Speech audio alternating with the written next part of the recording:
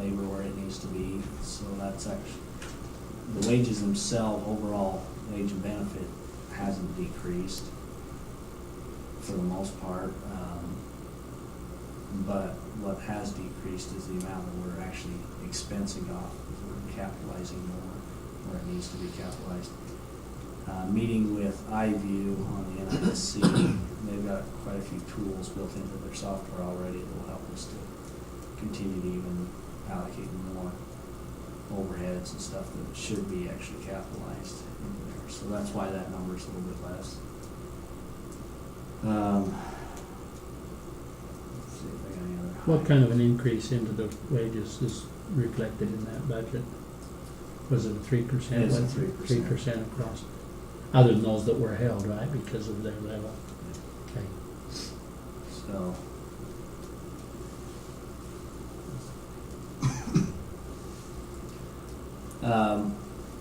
As I mentioned before, with the employee insurance, we've done what we could to cause it to be a net neutral as much as possible, and if not net neutral, try and get a little bit of savings. So you'll see that we're actually coming in under last year's. So the changes we made to employee health care and other benefits this year was a good step. Liability insurance, this year we bumped it up a little bit, but we're gonna look a lot closer. That transformer's a good learning lesson for us, that sometimes it's not always the best thing to submit a claim, and sometimes it's best to just insure it the right amount for catastrophic, something like that, but then move forward with self-insuring if possible. Hence the need for reserve funding. A little bit later in it. There's a lot of reasons for us to have money in reserves. One is equipment failure of ours. Two is equipment failure of others. For example, if the Hunter plant went down, which provides us some very cheap electrons comparatively, we have to go and replace those electrons that we have contracted to buy. We're going to be doing it most likely in the market. If the market's not favorable, we're dipping into reserves to cover that. So we have to maintain some of that. But when it comes to our internal equipment, if we can self-insure where it makes sense, we're going to try and do that. Travel and training this year we bumped down. You'll notice in 2014 it was about 100,000. This year we're coming in around 63. Next year we're going to go back up closer to 100. I can go through every bit of training if you want, and I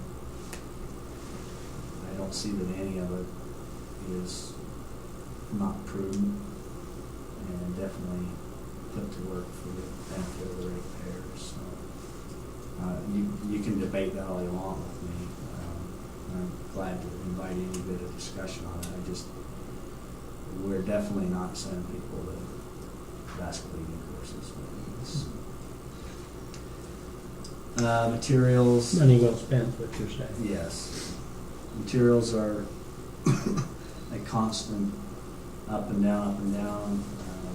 A few things we try to bring into inventory, which we immediately recognize in the expense, but if we can capitalize it or shift it over to the other areas, we'll do that. But, we're forecasting some of the material needs that we'll have for next year just for maintenance items, running around about 78,000.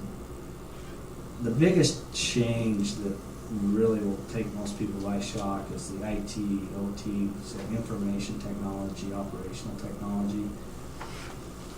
Part of that change from 14 to 16 is based on Bart Miller bucketing versus predecessor. I'm just chasing bucketing in that one. So that's part of it, but a bigger part of it is we're continuing to move more and more to hosted services. So we're not maintaining as much of the servers here, but we're definitely paying for server space in our locales. A good example is our hosted accounting software that we're moving to.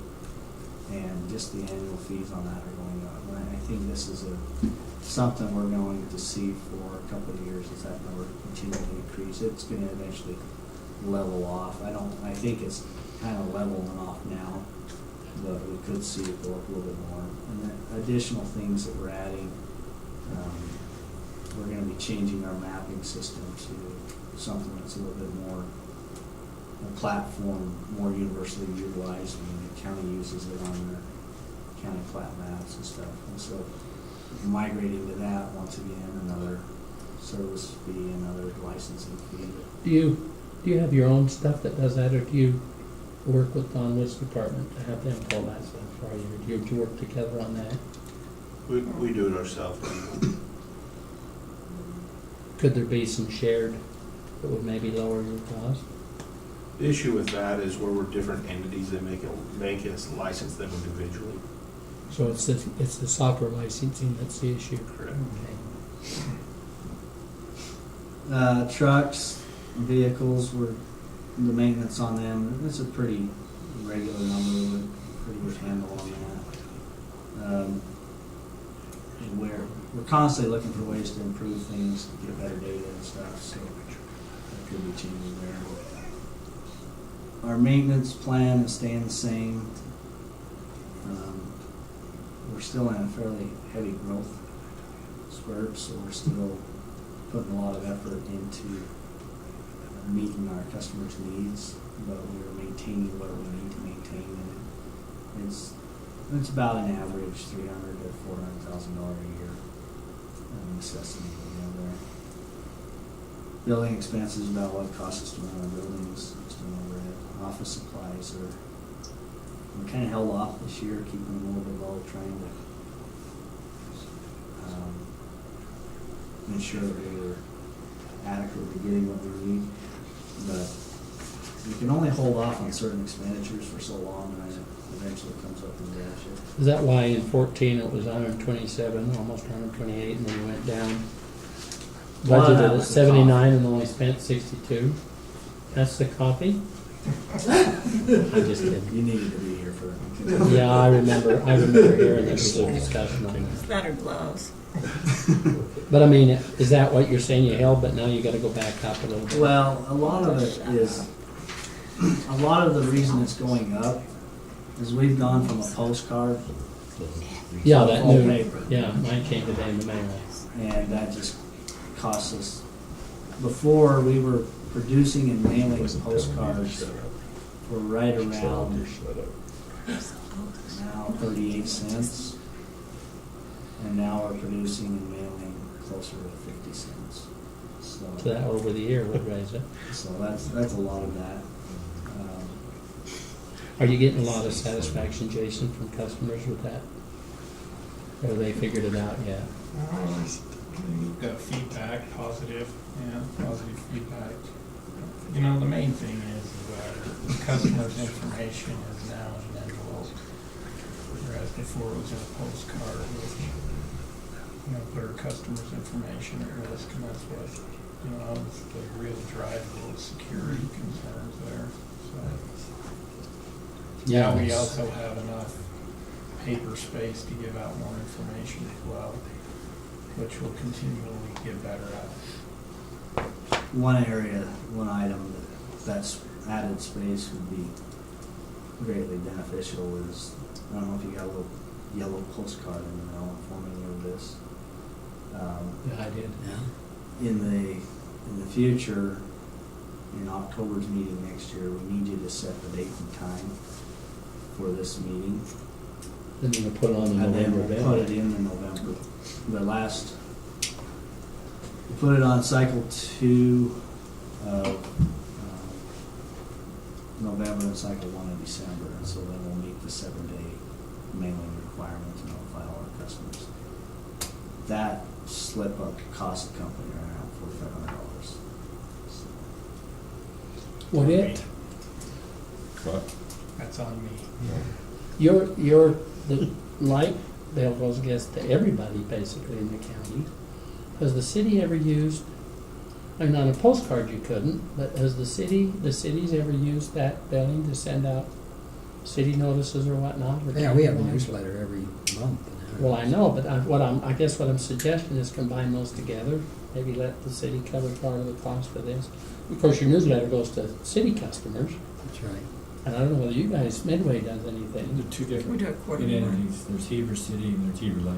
Oh, I know, Don't wanna start, I tried that with the water I'm just district down in thinking of- Charleston, they didn't wanna, charge them a little bit. Even if St. I George, was- does that have St. George Yeah. Utilities, and you get it all on one bill. Well, you know, I was home for lunch and my wife was making out the bill for Heber Light and Power, and the first question she said was, "Where's the envelope?"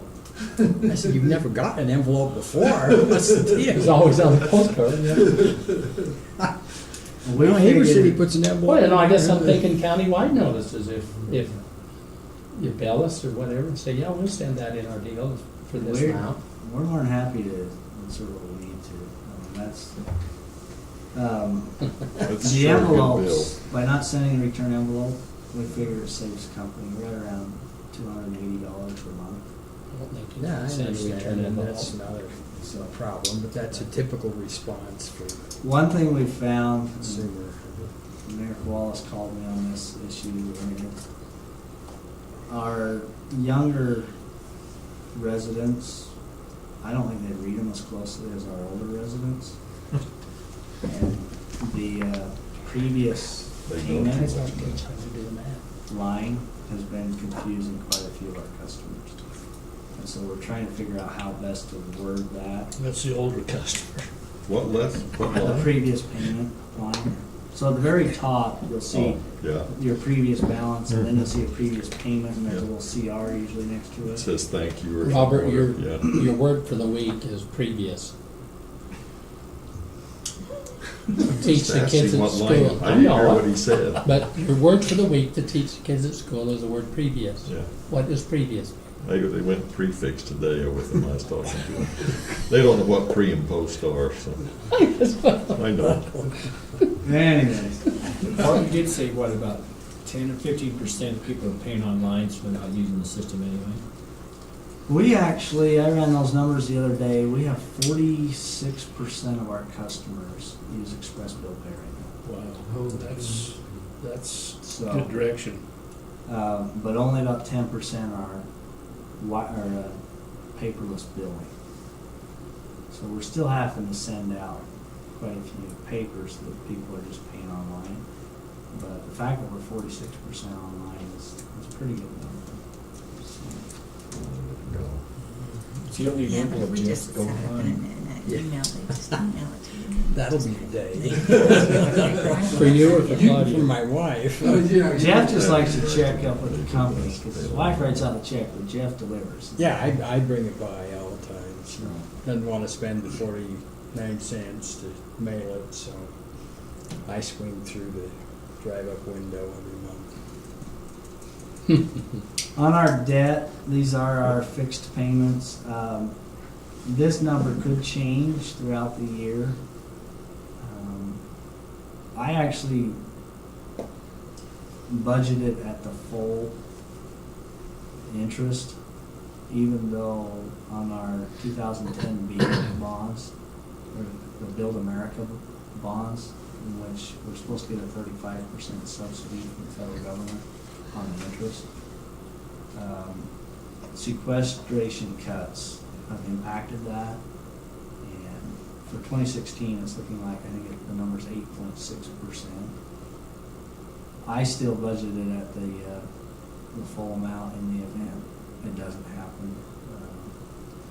It's one of those things you smile when you get it, you don't plan on it. kind of thing. Got the dividends budgeted in there, the increase to the capital reserves. Professional services is down. This year, we do have to hire an actuary again for our other post-employment benefits, so there's $3,000 in there for that. The I was rest gonna of say, it- that doesn't mean you took a rating, a pay decrease. I'm not in there. I know, you're up the way, I know. We including on this, we including another, We got our audit. We have one more rate study to make sure That that was our demand's that's what I was right. curious, yeah. We have the actuary, and then we have our Ombudsman. ombudsman payment. How much is the audit? 23. 23. That's the lion's share of that money. Now, in the miscellaneous, that has our community giving amounts in it too. Nothing is set in stone as to what we're giving the money to, but just to kind of give you an idea with this year. Where do you teach? Timothy kids, You're both. same, yeah. So you guys have been in on the meetings with the junior achievement. No, they came They to came to our the last first- faculty meeting and presented the idea. I don't know how many teachers have been. They said Heber, they 14 mentioned, from our school, Randy. they mentioned Heber like that. Yeah, they did. That was our biggest contribution this year, was we donated $5,000 to the junior achievement program. The Eccles Foundation matched that. $10,000 sponsored the entire school. And then as a company, we get first right of refusal. Do you know how that volunteer 14 splits spots. between 5th and 6th grade? Do you have that breakdown or just teachers? They just said, we got 14 volunteer opportunities for you, so.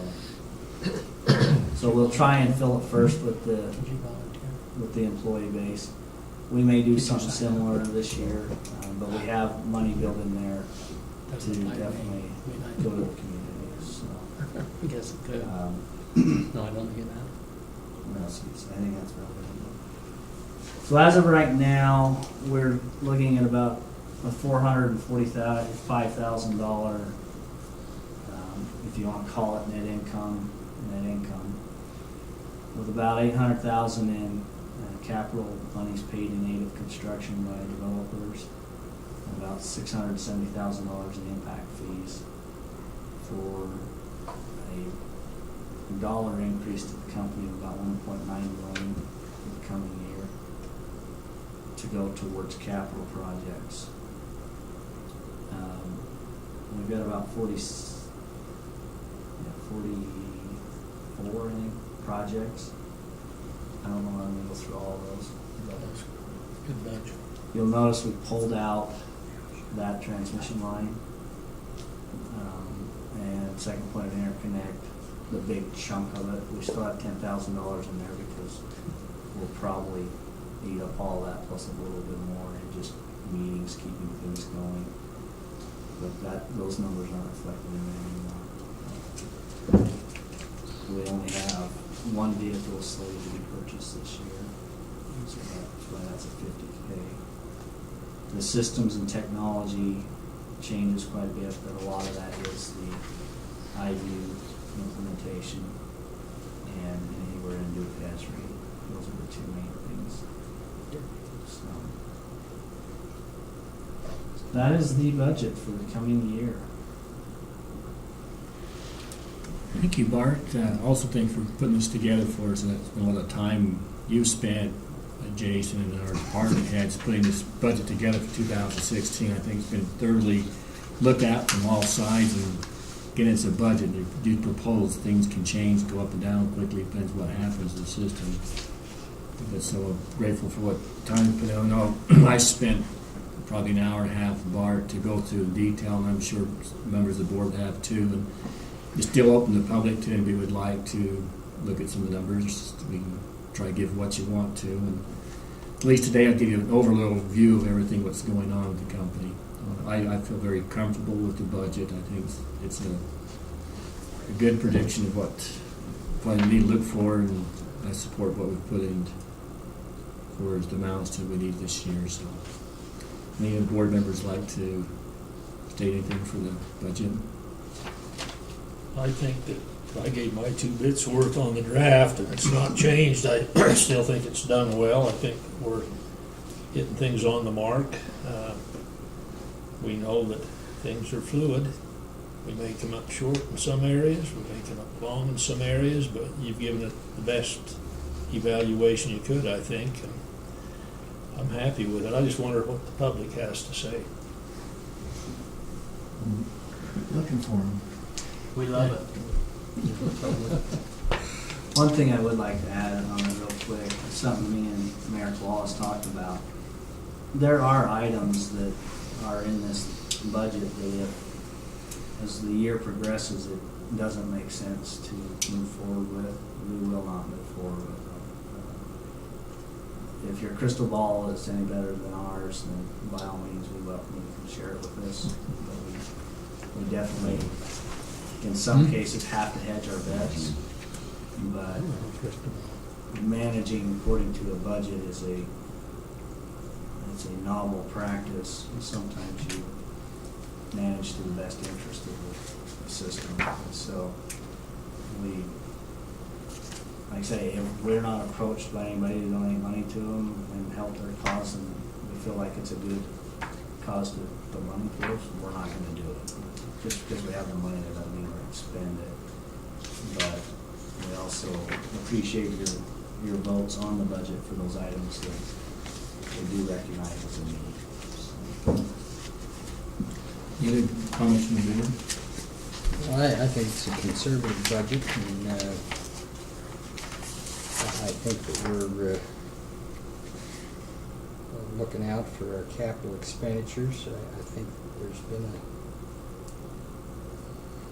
a year or so there that we cut back and put us behind schedule, but I think this is helping us get back to where we need to be and feel good about it. Myself. You've done a good job. Appreciate it. That's the comments the board would have a public hearing, but we put notifications out to the public and their mailers, and the board and the staff has, presented a draft budget a month or so ago, so it was an opportunity for the public to come in, and unfortunately we have no one here, so I won't hold a It's been public posted hearing. on the website too, hasn't it? It So it's been available. And we have talked with a few Yeah. citizens. So. Could you open the public hearing and close Yeah, it? you have to. I've been trying. You still have to do that. It's, What I'll do is, this time we'll open a public hearing to anyone who'd like to speak, and if you'd like to say something, well do, please state your name, and if you want to be acknowledged, please raise your hand, and I'll acknowledge you. You can say what you like on the budget. The floor is now open to anybody, the public, or the Heber Light and Power 2016 budget.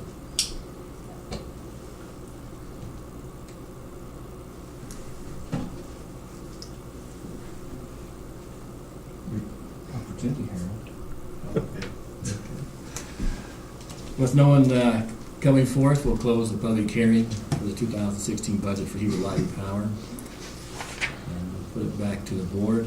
And for a motion to approve the 2016 budget. Do you have to, like we do at the county, do you have to do a budget amendment for 215? Or you don't? It's not the same, okay? Whereas we came in under. Yeah, it's good that we came under there. I'll make a motion that we approve the 2016 budget as presented. Second. A motion by Mr. Bradshaw to approve the 2016 budget, and Mr. Robert Patterson a second to approve the 2016 budget. Any further discussion on the motion stated? All those in favor say aye. Aye. Any opposed? Motion carries. The 2016 budget has been approved for Heber Light and Power.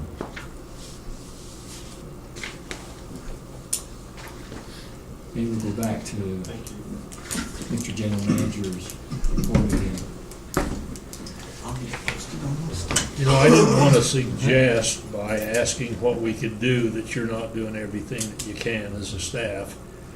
But it seems to me like if we don't list and exhaust all the things we can do, that we're probably remiss. And it's saying that maybe we'll have to pick up the ball for those who really are supposed to do it and make it happen ourselves. I don't know. So that's why I asked for other things. I got down here, I understand more about the Planning Commission now, that they're, by mandate, they can't grant this. The Appeals Authority, maybe by the same reason, couldn't grant it. Is there any, I don't like this concept, but there's friendly condemnation. I mean, we're talking now about, a lot of things happen in our midst that say, well, it's for the importance of the public, and you know doggone well it doesn't hit but 2 or 3 people. But we're talking a total valley at a loss of power. If we have more dry days, and we probably won't this year, but if we have more dry days, we could burn the West Mountain down again, and we could lose our power again. And I guess I just want to draw out, if we can collectively, if there's anything that we think we can do on a board or on a company basis to make this happen. I don't really have a vision of where the problem is. There's no sense. My first thought was you could go and lobby the planning commission, but if they're doing what they're supposed to do, then, you know, they're doing what they recognize as the right thing. So there's no point there. We need to make it happen sooner than it wants to happen. Well, I do have a question about they were scheduled to go through Promontory for the power line. What sort of consideration was made between Promontory and Rocky Mountain to move it? I mean, did they just up and decide, we're gonna move it? Or there I was think probably some my understanding reason. was their future development project had a golf course or something in the general location, or maybe right on where the original line was, or where the original easement, and they didn't want that power line running across their golf course or something. Now, I could be wrong on No. that. Did you understand it then? No, I've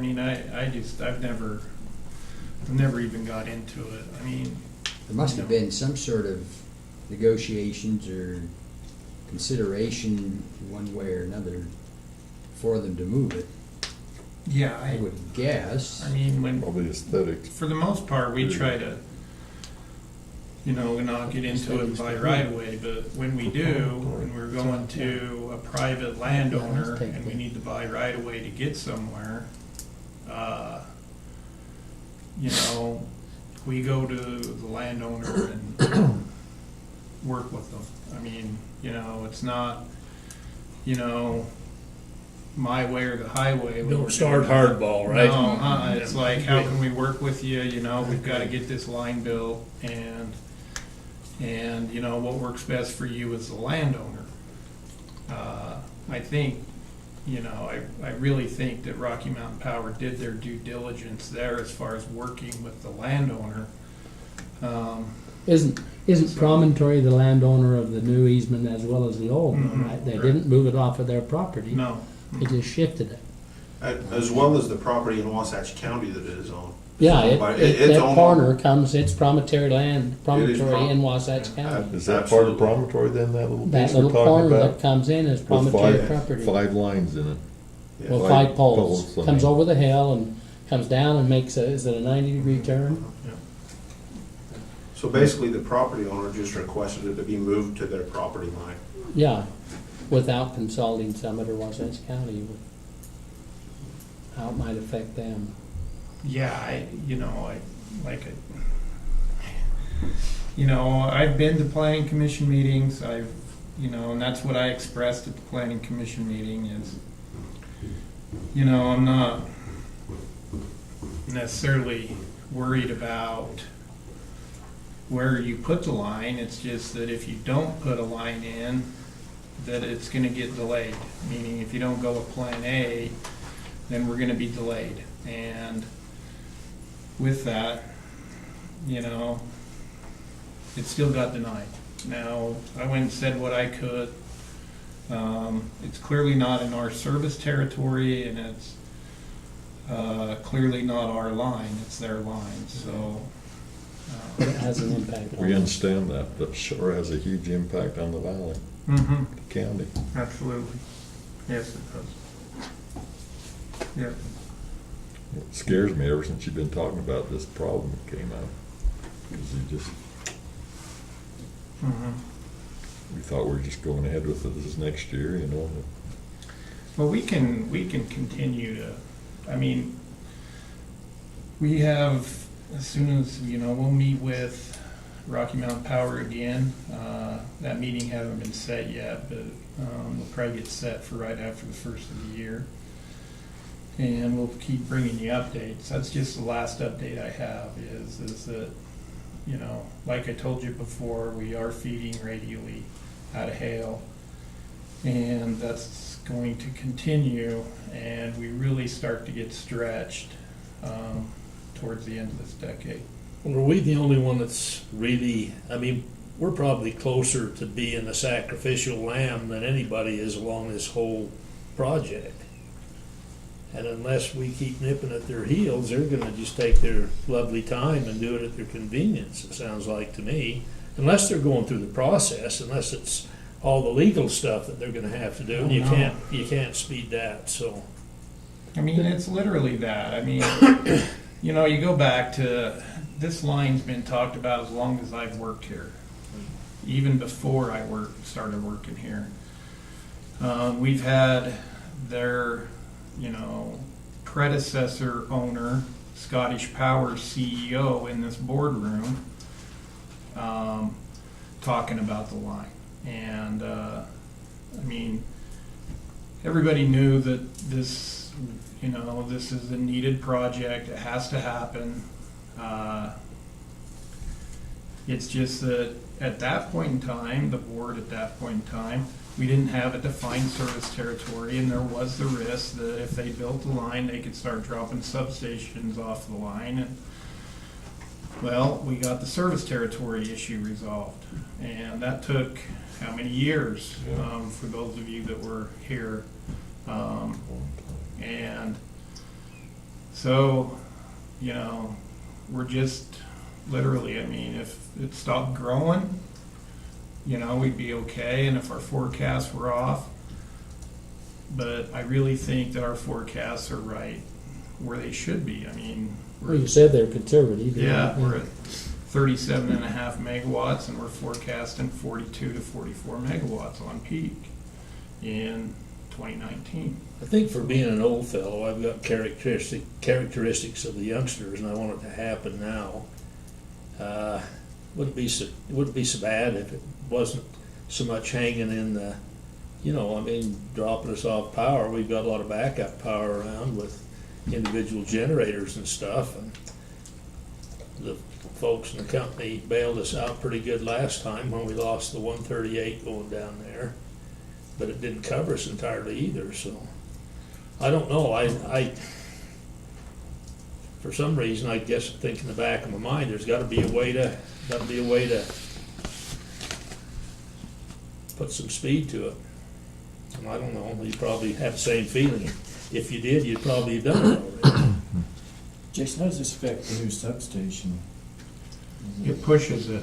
Like they won't give us the second point of interconnect until the line's completed. We still update on it, we still doing the engineering reports to see how it's supposed to fit and move in there, or is that on hold too? We haven't yet, no. I mean, just because. It won't get out of their transmission planning group to where the engineers will actually give us that configuration until